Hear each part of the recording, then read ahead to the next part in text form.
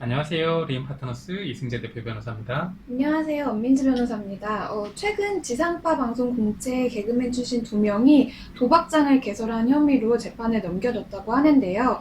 이들은 지난 2018년 1월 서울 강서구의 한 오피스텔에서 불법 도박장을 개설하고 수수료를 챙겼다고 합니다. 이번에는 도박 개장죄에 대해서 알아볼게요.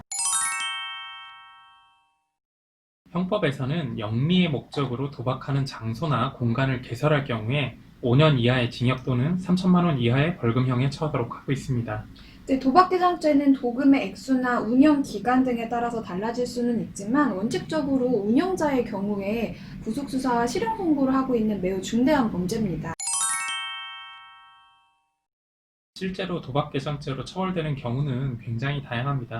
서울 강남 한복판에서 보드게임방 간판을 달아놓고 도박장을 운영하는 경우도 있고, 낚시나 골프게임도 때로는 도박으로 인정되기도 합니다.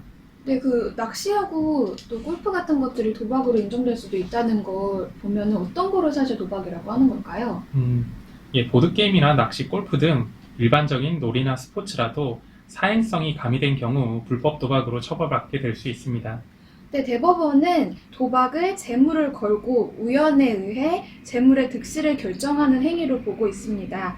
그런데 사실 개인의 기량이나 능력이 중요한 골프 같은 것들을 사실 도박이라고 볼 수 있을까요? 예, 각자 핸디캡을 정하고요. 홀마다 별도의 돈을 걸고 내기 골프를 한 사건이 있었습니다. 골프의 경우 원칙적으로 실력에 의해 좌우될 수 있다는 측면이 있기도 하지만, 대법원은 핸디캡에 주목해서 골프의 승패가 실력에 의한 결과로만은 볼 수 없다고 판단했습니다. 그러니까 결국은 개인 간의 기량 차이가 있는 운동 경기라고 하더라도 핸디캡 등을 통해서 승패 가능성을 좀 조작하고 우연에 의해서 돈을 따게 되는 구조라고 한다면 도박이 될 수도 있다는 건가요? 예, 그렇습니다. 낚시대회 회비를 받아서 순위에 따른 상금을 걸고 낚시대회를 했다가 도박개장 혐의가 인정된 사례까지도 있습니다.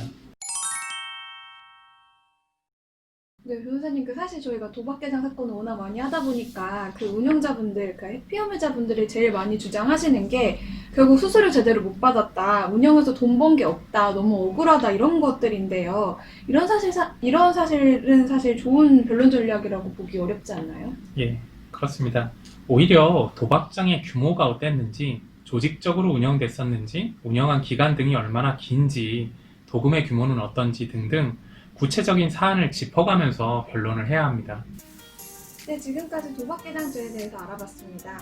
궁금하신 점 있으시면 댓글 남겨주시고 좋아요와 구독도 부탁드릴게요. 고맙습니다.